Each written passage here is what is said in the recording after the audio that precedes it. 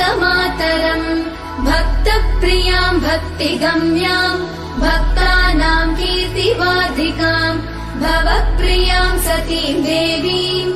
वन्दे त्वाम् भक्तवत्सलाम् अन्नपूर्णाम् सदा पूर्णाम् पार्वतीम् पर्वपूजिताम् महेश्वरीम् वृषारूढाम् वन्दे त्वाम् परमेश्वरीम् कालरात्रिम् महारात्रिम्